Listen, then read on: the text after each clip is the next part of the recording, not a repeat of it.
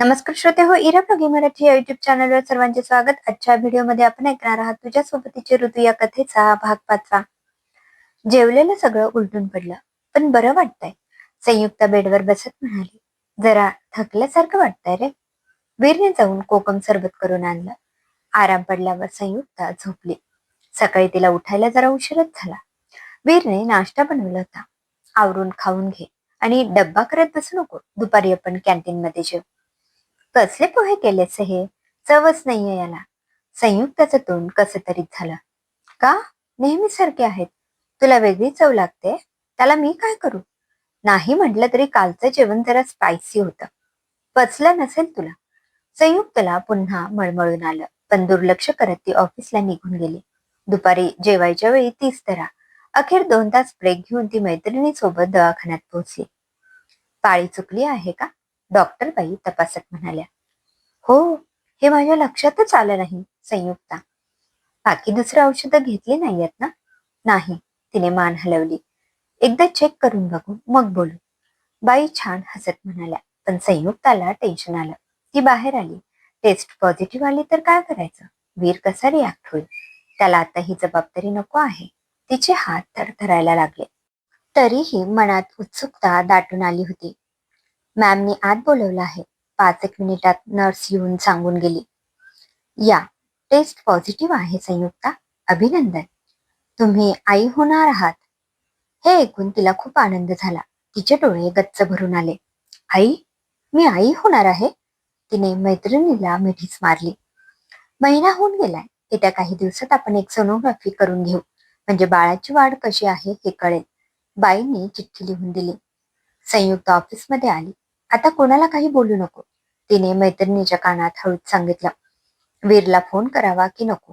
हे ऐकल्यावर काय वाटेल त्याला? तो चिडला तर? नकोच.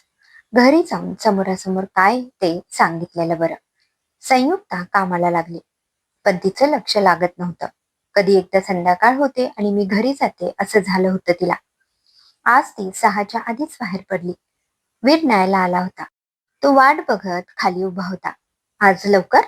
संयुक्ताला बघून तो भुवया उंचावत म्हणाला. कारणही तसंच आहे. म्हणजे? बरं वाटतंय ना? हो. घराजवळ येताच वीरने चहाच्या टपरीवर गाडी थांबवली. मला चहा नको, तू घे आणि घरी ये. थोडं बोलायचं होतं. संयुक्ता पुढे निघाली. काय झाले नेमकं? वीर गाडीला किक मारून तिच्या मागे आला. घरी येताच देवाजवळ दिवा लावून संयुक्ता वीरच्या समोर येऊन बसली. मी जे काही सांगेन ते शांतपणे ऐकून घे. काय झालंय अगं? उगीच कोड्यात बोलू नको. लवकर सांगून टाक ना. वीर, मी आई होणार आहे आणि तू बाबा. संयुक्ता त्याच्या डोळ्यात बघत त्याचा वेध घेत म्हणाली. काय? संयुक्ता, अगं हे नकोय मला. आपलं मूल आता नकोय मला. अजून 2 वर्ष जाऊ देत, मग विचार करू. वीर अस्वस्थ होत म्हणाला. वीर, शांत हो. हे नशिबात होतं. त्याला आपण टाळू शकलो का? नाही, पण अजून वेळ गेलेली नाहीये ना. मग उद्या जाऊ. आणि तू कुठल्या डॉक्टरकडे गेली होतीस? आपण उद्या तिथे जाऊ. सांगू त्यांना आम्हाला नकोय हे मूल. वीरच्या चेहऱ्यावरचे भाव पटापट बदलत होते. आम्हाला नाही, फक्त तुला. म्हणजे तुला हे हवंय? हो, हे मूल आपलं आहे. ते मला मनापासून हवंय. संयुक्ता ठामपणे म्हणाली. पण मला नकोय. तू हे कोणाला सांगितलं आहेस? आईला? आजीला? कोणालाच नाही. मग उद्या सकाळी जायचं आणि मी सांगेन तसं बोलायचं. हे फायनल आहे हा? वीर अधिकारवाणीने म्हणाला. संयुक्ता त्याचं हे वेगळंच रूप आज बघत होती. तो टीव्ही लावून आवाज मोठा करून बघत बसला. मनातल्या विचारांसारशी चॅनल एकसारखी बदलत राहिला. आईला काही बोलू नकोस. मनातली अस्वस्थता त्याला लपवता येत नव्हती आणि व्यक्तही करता येत नव्हती. संयुक्ता शांतपणे उठली. मी जेवणार नाहीये. वीर तिला आत जाताना बघून म्हणाला. माझा राग जेवणावर काढू नको. 2 घास खाऊन घे. दोघंही जेवले, पण एकमेकांशी न बोलता. वीर जेवण करून आत गेला. संयुक्त मात्र एकटीच विचार करत राहिली. मी आई होणार आहे हे ऐकायला किती गोड वाटतं. खरं तर हा आनंदाचा क्षण नवरा बायकोने साजरा करायचा असतो. हे गोड गुपित आणखी 2 महिने लपून ठेवायचं असतं. आईंना सांगू का? त्यांना खूप आनंद होईल. नको, आत्ता नको. आधी वीरला समजावून सांगू, मग आईंना सांगू. मी काय सांगितले ते लक्षात आहे ना? वीर मध्येच येऊन आठवण करून गेला. त्याला कसं समजवायचं या विचारात संयुक्ताची रात्र निघून गेली. सकाळी दोघे दवाखान्यात पोहोचले. मॅडम, आम्हाला हे मूल नको आहे, वीर म्हणाला. आम्हाला नाही, फक्त वीरला नकोय मॅम. मला हवंय. या दिवसाची आतुरतेने वाट पाहिली आहे मी, संयुक्ता म्हणाली. का नको आहे? डॉक्टर बाई थोड्याशा रागाने म्हणाल्या. घरी आम्ही दोघं राहतो. आईबाबांचं घर लांब आहे. आम्ही दोघं नोकरी करतो. सध्या आमच्या पगारात आमचं भागतं. बाळ आल्यावर खर्च वाढेल, जबाबदाऱ्या वाढतील. ते मला परवडणार नाही. इतकंच ना, यातून मार्ग काढता येतो. आईबाबांना तुमच्या घरी बोलावून घ्या. नाहीतर तुम्ही तिकडे शिफ्ट व्हा आणि मूल होण्यासाठी प्रयत्न करणारे इतके पेशंट इथे येतात, ट्रीटमेंट घेतात, अक्षरशः लाखो रुपये खर्च करतात. त्या मानाने तुम्ही सुखी नाहीये का? नंतर पश्चाताप होण्यापेक्षा देवाने दिले त्याचा आनंदाने स्वीकार करा. बाई अधिकाराने बोलत होत्या. बाकी काळजी घ्यायला आम्ही आहोतच. वेडावाकडा विचार करण्यासाठीची ही जागा मुळीच नाही. हे ऐकून वीरची मान खाली गेली. संयुक्ताला दिलासा मिळाला. तिने मनोमन देवाचे आभार मानले. मी काही गोळ्या लिहून देते, त्या न चुकता घ्यायच्या. वेळोवेळी तपासणीसाठी आठवणीने यायचं. या दिवसात बाईला आरामाची जास्त गरज असते. तिला समजून घेण्याची, हवं नको बघण्याची जबाबदारी नवऱ्याची तशीच घरच्या लोकांची सुद्धा असते. तेव्हा हे सगळं लक्षात ठेवायचं. बाई वीरला म्हणाल्या. वीर, तू फार विचार करतोयस म्हणून तुला निर्णय घेता येत नाहीये. नको काळजी करू.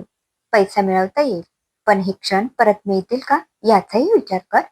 आपण हे मूल न होऊ देण्याचा पर्याय निवडला आणि देव न करो पण उद्या प्रेग्नन्सी राहिलीच नाही तर? हल्ली हे खूप कॉमन झालंय. प्रेग्नन्सी राहावी, ती टिकावी म्हणून ट्रीटमेंट घेतली जाते. त्यावर पैसा खर्च केला जातो आणि शारीरिक मानसिक त्रासही सहन करावा लागतो. मी तसलं काही करणार नाहीये हा. संयुक्ताने आपल्या आवाजात शक्य तितका सौम्य स्वर आणला होता. संयुक्त, तू आईशी बोलून घे. आपण घरी जाऊ हवं तर, वीर म्हणाला. मी आता तिकडे येणार नाही हा. उगीच वादावादी नको व्हायला. मला शांतता हवी आहे वीर. मी एकटी सगळं मॅनेज करेन आणि आपल्याला इतकंही कमी पगार नाहीये. आपण मदतीला कोणालाही ठेवू शकतो. खरं तर तुला जबाबदारी नकोय. फक्त आपल्या दोघांचा संसार हवाय. कारण त्यात असं मोठं चॅलेंज काही नाहीये. आपण एकमेकांची स्पेस जपतो, एकमेकांच्या विचाराने वागतो, एकमेकांवर विश्वास ठेवतो आणि प्रेमही तितकंच करतो. यात तुला वाटेकरी नकोय ना? वीर काही बोलला नाही. कदाचित त्याच्या मनात हेच सुरू असावं. पण तू असा विचार करून बघ. आपलं मुल या जगात येणार आहे. या बाळाला या जगातलं अवतीभोवती असणारं काही माहित नाहीये. आपण त्याला एक एक गोष्टींची ओळख करून देणार. हळूहळू ते मोठं होणार, हसणार, रडणार, रांगणार, चालणार, बोलणार. आपण त्याच्यावर चांगले संस्कार करणार, त्याला उत्तम शिक्षण देण्याचा प्रयत्न करणार. किती छान आहे हे सगळं. संयुक्ता भविष्याचा विचार करत होती. तू आईशी बोलून घे, वीरने तिला फोन लावून दिला. पण रियाने फोन उचलला. आई नाहीये, शेजारी गेली. काय निरोप देऊ, तिने विचारलं. आल्यावर फोन करायला सांग, असं म्हणत संयुक्ता काही वेळ तशीच थांबली. हिला सांगू का, तिने वीरला हळूच विचारलं. तो नको म्हणाला. अखेर संध्याकाळी उषाताईंचा फोन आला. आई, काल खूप त्रास झाला म्हणून आम्ही डॉक्टरकडे गेलो होतो, संयुक्ता म्हणाली. मग, पलीकडून आवाज आला. टेस्ट केली, ती पॉझिटिव्ह आहे. उषाताईंना संयुक्ता काय सांगते हे कळत नव्हतं. नक्की कसली टेस्ट? आता दुखणं खुपणं काय काढू नका बाई, त्या म्हणाल्या. तसे नाही, माझी प्रेग्नेन्सी टेस्ट पॉझिटिव्ह आहे. महिना होऊन गेलाय. पुढच्या आठवड्यानंतर सोनोग्राफी करायची आहे. काय सांगतेस काय? अगं, इतकी आनंदाची बातमी अशी देतात का? आधी तुम्ही दोघं घरी या, मग बोलू आपण. ताई जवळ ओरडल्याच. काय झालंय ओरडायला? आजी टीव्ही बघत होती. नक्कीच सुनेचा फोन असणार. तशी रियाने मान हलवली. सासूबाई, मी आजी होणार आहे आणि तुम्ही पणजी. उषाताईंच्या चेहऱ्यावर आनंद मावत नव्हता. जा, आधी देवापुढे साखर ठेवून ये. आजी ताईंच्या मागोमाग आत आली. आता इथून पुढं नीट वागायचं. माझ्या नाचसुनेला या अशा अवस्थेत कुणी काही बोललेलं मला चालणार नाही. तिने कायम आनंदी असायला हवं. आजीने देवापुढं हात जोडले. रियाला खूप छान वाटत होतं. तिने वीरला फोन लावला. त्याला म्हणावं संध्याकाळी येऊ नका, उद्या सकाळी या. संयुक्ताला म्हणावं तिन्ही सांधेला बाहेर पडू नको. आजीने निरोप दिला. जेवायला गोड काय कर? संयुक्ता खूप खुश होती. खीर की शिरा? आई आणि आजी खूप आनंदात असतील ना? म्हणजे रियाही तसं म्हणत होती. मी या दिवसाची किती दिवस वाट पाहत होते वीर. बघ, आता सगळं बदलून जाईल. आई बाबा म्हणून आपली बढती झाली. तुला आणि मला असं निवांत मिळणं मुश्किल होईल. ए, तुला मुलगा हवा की मुलगी? संयुक्ताने विचारले. खीर चालेल. भरपूर दिवसात खाल्ली नाहीये. सॉरी संयुक्त, मी चुकीचा विचार करत होतो. तुला असं आनंदात बघून मला काय वाटतंय हे मी सांगू शकत नाहीये. आणि एक म्हणजे मला तुझ्यासारखी गोड गोड मुलगी हवी, जी बाबा बाबा करून माझ्या मागे फिरेल. ड्रेस पासून ते पर्स पर्यंत तुझी कॉपी करेल आणि बाहुली आणि भातुकलीसाठी हट्ट करेल. वीरने संयुक्ताला घट्ट मिठीत घेतलं. मी तुमची खूप खूप काळजी घेईन. तुम्हा दोघींना काय हवं नको बघेन. तुमचे लाड करेन, हट्टही पुरवेन. आणि मुलगा झाला तर तरीही हेच करेन. वीर संयुक्ताला तिच्या अवतीभोवती फिरत फिरत मदत करायला लागला. वीर, आज एक दिवसात तुझी वेगवेगळी रूपं पाहायला मिळाली. मी खूप खूप एक्साइटेड आहे. आणि जास्त लाडात येऊ नको हा. कधी कधी अतिसुखही बरं नव्हे. हे ऐकताच त्याचा चेहरा पडला. बोललीस? वास्तू तथास्तू म्हणत असते ग. सुखात असताना माणसाने नेहमी चांगलंच बोलावं. तिकडे सगळे उत्साहात असतील. आईला काय करू आणि काय नको असं झालं असेल. आता ती तुला काही बोलायची नाही आणि बोलली तर मी आहेच. आपण उद्या सकाळी जाऊ. तुला सोडून मी ऑफिसला जाईन. तू मात्र तुझे ऑफिसचे कॉल घरातून अटेंड करतेस का बघ. संयुक्ताला बरं वाटलं.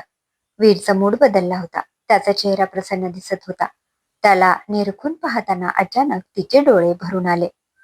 अगं, काय झालं? आता तर बरी होतीस ना? वीरने तिला खुर्चीत बसवलं. थोडं पाणी पी, बरं वाटेल. वीर, मला आईची खूप आठवण येते. साहजिकच आहे ते, पण आम्ही सगळे आहोत ना. तुला कसलीही कमी पडू देणार नाही. तू फक्त आनंदी राहा. या परिस्थितीत तू समाधानी खुश असणं गरजेचं आहे. तू उदास राहिलीस तर माझी मुलगी ही तशीच होईल ना. वीरने संयुक्ताला जवळ घेत समजावलं. उद्या घरी जाण्याआधी जुनं सारं विसरून जायचा प्रयत्न कर. आपल्या आयुष्याची नवीन सुरुवात होते असं समज. का कोणास ठाऊक, पण मला कसलीशी भीती वाटते रे वीर. तू माझ्यापासून दूर तर जाणार नाहीस ना? ती त्याचे हात घट्ट धरत म्हणाली. नाही, कधीच नाही. मी फक्त आणि फक्त तुझाच आहे. मग आपल्या दोघात अंतर का पडेल? तिचे डोळे अलगद पुसत वीरने मिठी आणखी घट्ट केली. संयुक्ता घरी आली तेव्हा आजी दारातच उभी होती. उषाताईंनी नजर काढून तिला आत घेतलं. आत येताच आजीच्या कुशीत शिरून संयुक्ताने मन मोकळं केलं. आता रडायचं नाही, सुखी समाधानी राहायचं. आणि मी तर म्हणते, झालं गेलं विसरून जा आणि दोघं इथंच राहायला या. काही लागलं तर आम्ही जवळ असू. तिथे दोघं नुसते एकमेकांची तोंड पाहून काय करणार? बाळाला हस्त खेळतं वातावरण हवं. इथं उषा सगळी काळजी घेईल, आजी म्हणाली. संयुक्ता वीरकडे नुसतीच बघत राहिली. वीर, तिला इथंच राहू दे. मी सगळं करेन. ताईंनी दिलासा दिला. घरची माणसं असताना तिथं दोघं काय काय करणार आहात?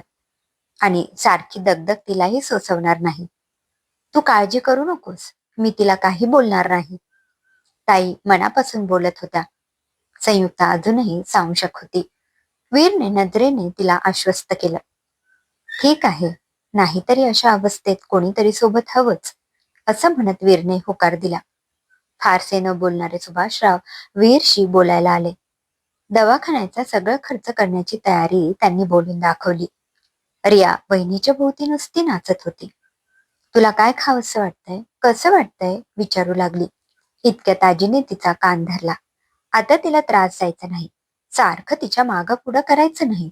तिला जपायची जबाबदारी तुझ्यावर. आजी हसत म्हणाली. रियाला आपण परगावी गेल्याचा पश्चाताप झाला. इथेच नोकरी बघितली असती तर फार बरं झालं असतं असंही वाटलं. पण आपण का इतके खुश होतोय? हे आपलं कुटुंब नाहीये. ही माझी आई नाही. वीर माझा सावत्र भाऊ आहे. आपण केवळ भूतकाळातील एक चूक आहोत. जी या कुटुंबाने निस्तरली आहे. रिया क्षणात उदास झाली. तिचं एक मन म्हणत होतं, मी खुश आहे. ही माझी माणसं आहेत. इतकी वर्ष मी इथं राहिले. वीर दादा सोडला तर या सर्वांनी मला आपलं मानलं. माझ्यावर यांचे अनंत उपकार आहेत, ते मी कसे विसरू. या घरात आले नसते तर कदाचित एखाद्या अनाथ आश्रमात दिवस काढावे लागले असते मला. नको इतका विचार करू. काही जखमा खोलवर गेलेल्या असतात. त्यावर खपली धरली तरी वेदना सहन करावीच लागते. संयुक्ताने रियाच्या खांद्यावर हात ठेवला. पण मी खूप खुश आहे वहिनी. फक्त आणि फक्त तुझ्यासाठीच, रिया म्हणाली. क्रमशः. लेखिका सायली जोशी. श्रोते हो, कसा वाटला कथेचा हा भाग कमेंटमध्ये अवश्य कळवा. पुन्हा भेटूया कथेच्या पुढील भागात. धन्यवाद.